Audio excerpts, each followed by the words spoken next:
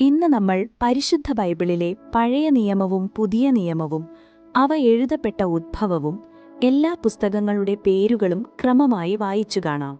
പഴയ നിയമം. പഴയ നിയമം എബ്രായ ഭാഷയിൽ എഴുതപ്പെട്ടതാണ്.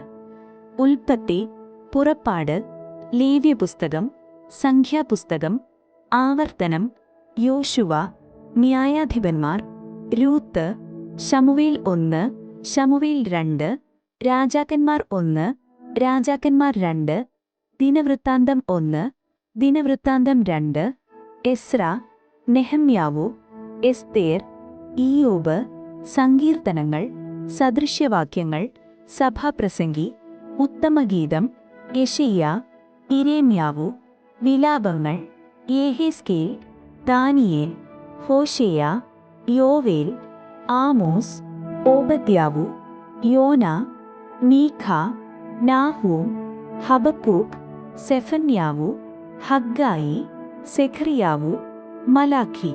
പുതിയ നിയമം. പുതിയ നിയമം ഗ്രീക്ക് ഭാഷയിൽ എഴുതപ്പെട്ടതാണ്.